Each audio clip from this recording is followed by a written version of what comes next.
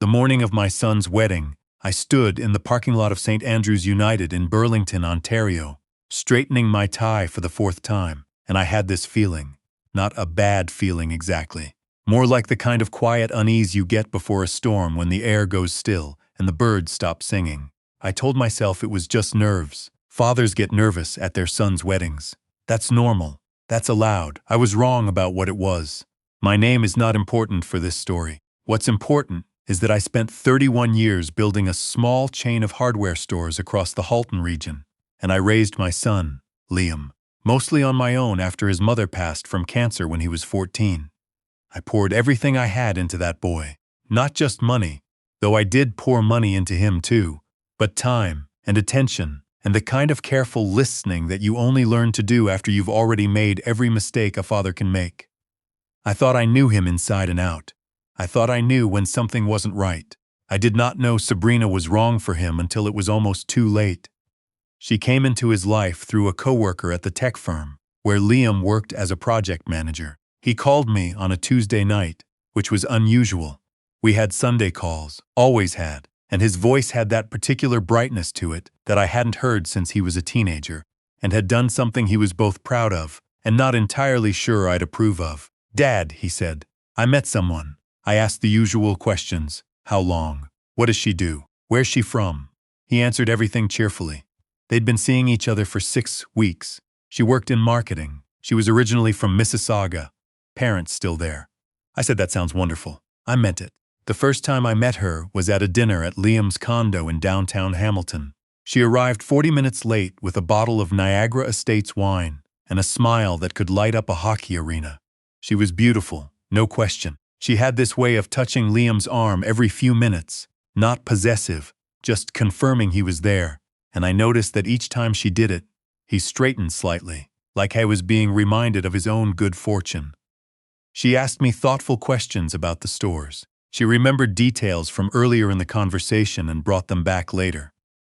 She was, in short, exactly the kind of woman you'd want to meet if someone described her to you.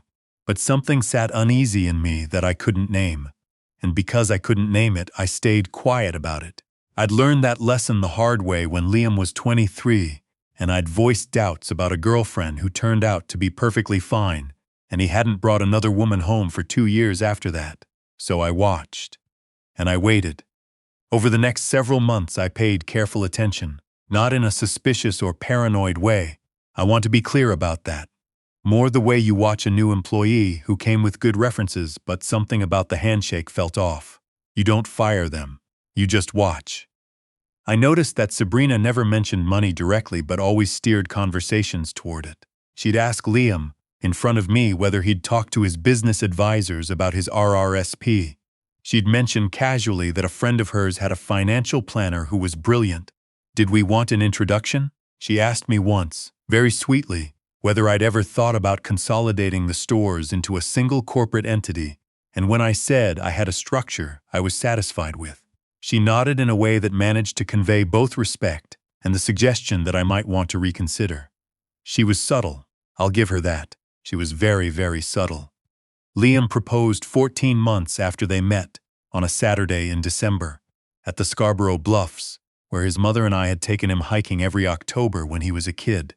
He told me about it the next morning over the phone, and he was so happy that I ached listening to him. That particular kind of ache you feel when your child is joyful about something you're not sure is safe. I said everything a father is supposed to say. I said I was thrilled. I said his mother would have loved her. I said, "Let's all have dinner soon." I hung up the phone and sat at my kitchen table for a long time. I have a friend. We've known each other since we were 22, met on a worksite in Kitchener, stayed close through marriages and divorces and losses, and the general wreckage that life hands you if you live long enough. His name is Gordon, and he spent 15 years as an investigator with an insurance company before he retired, and he has a mind like a steel trap and no particular interest in telling people what they want to hear. I called him that afternoon. I told him everything I'd observed.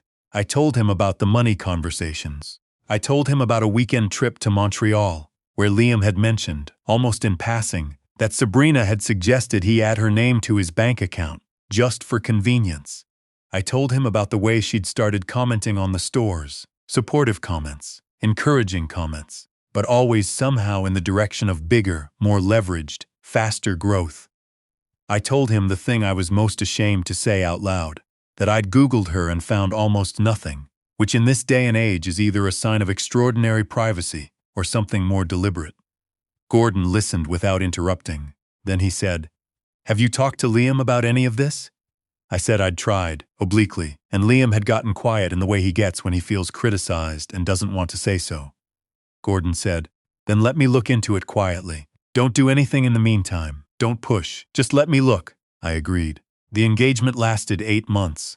During that time, Sabrina became a near constant presence in Liam's life, and by extension in mine. She was warm to me, always, attentive. She'd text me photos of things she thought I'd find funny, old hardware store ads from the 1960s, that sort of thing. It worked, a little. I found myself liking her in spite of my unease, and there were weeks when I thought maybe Gordon would find nothing. Maybe I was a suspicious old man who'd been alone too long and had forgotten how to trust. Then Gordon called me. It was a Thursday evening in September, 5 weeks before the wedding. I was at home in Dundas, watching the Leafs lose, which they were very dedicated to that season, and my phone rang, and it was Gordon, and he said, "You're going to want to sit down for this."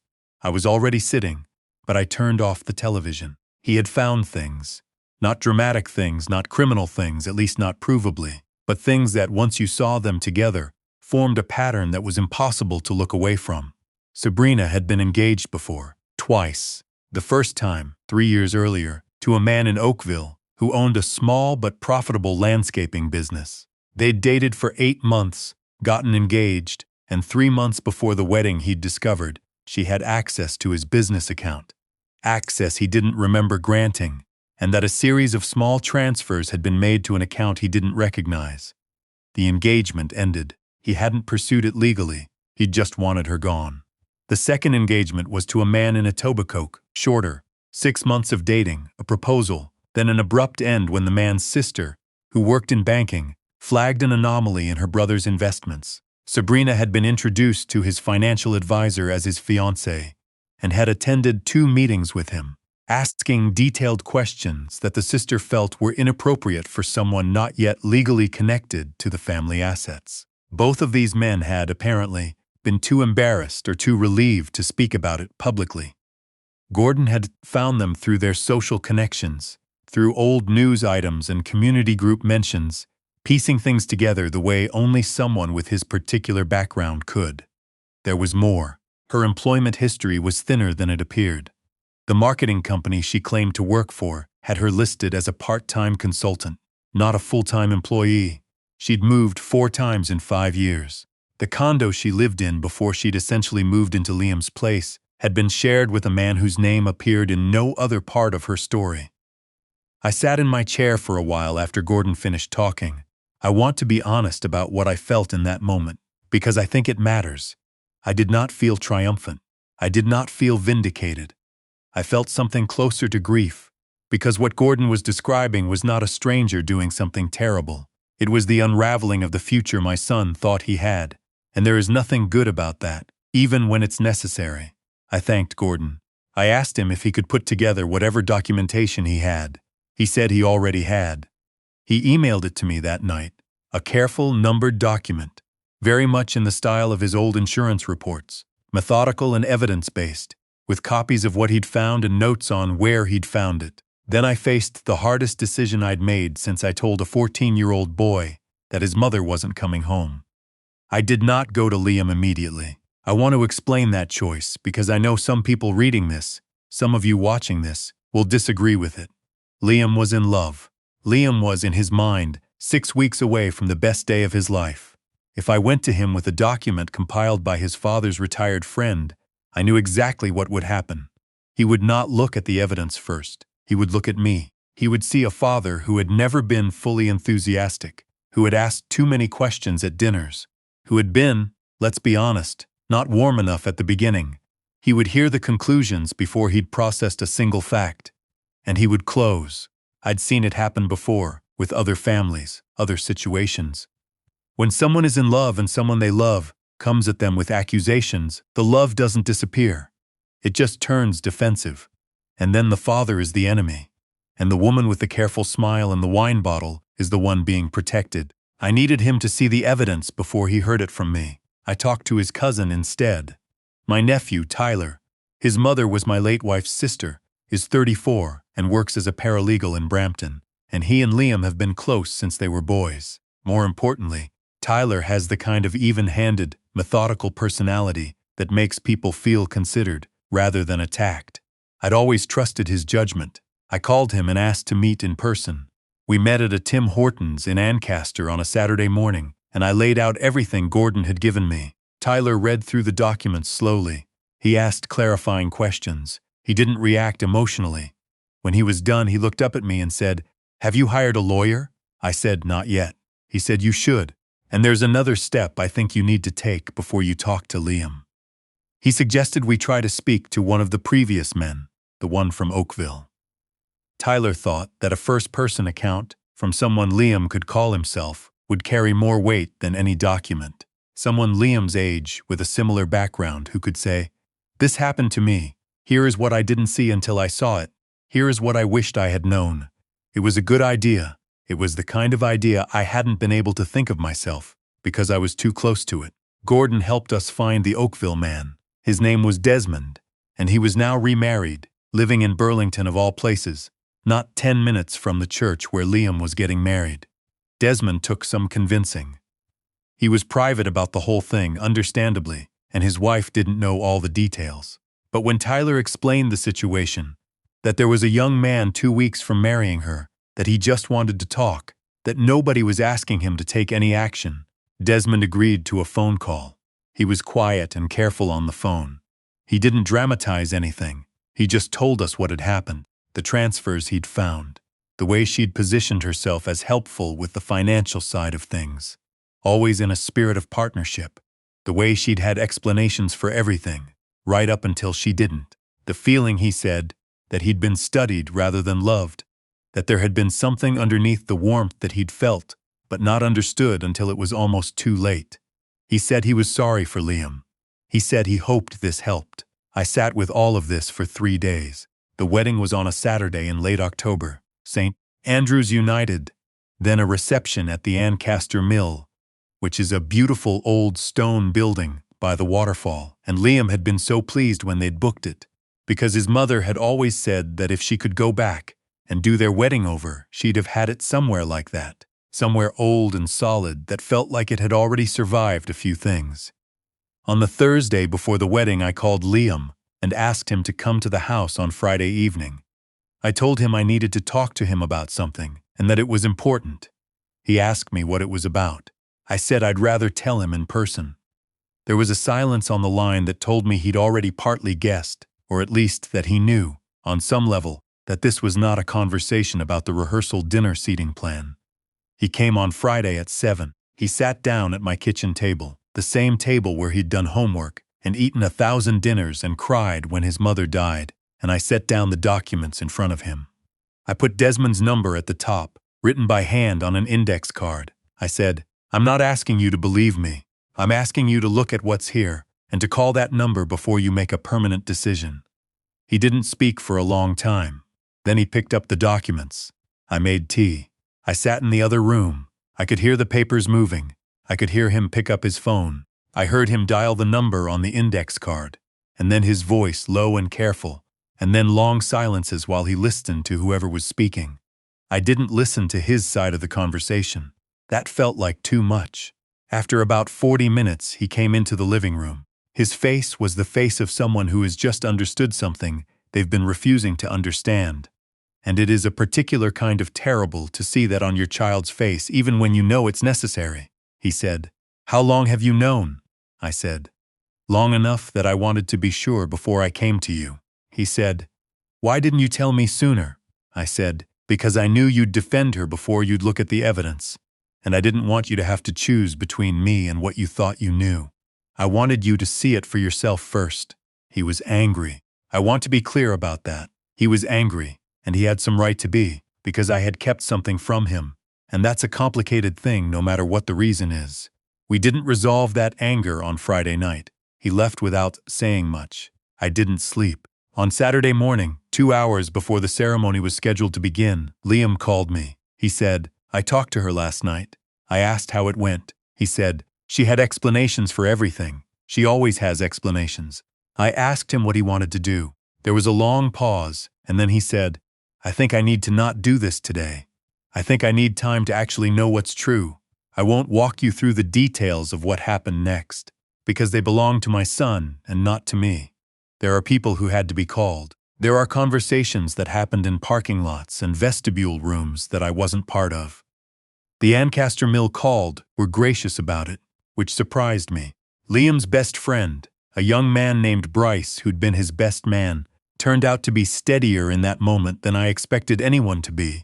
He took charge of practical things in a way that let Liam focus on getting through the day.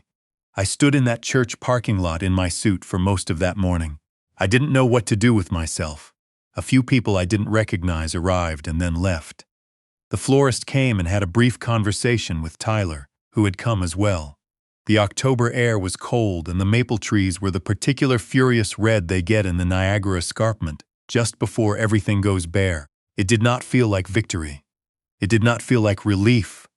It felt like the day we buried Liam's mother, except that this time it was a future we were burying, and futures are strange things to grieve because they never quite existed in the first place. In the weeks that followed, Liam moved through something like shock.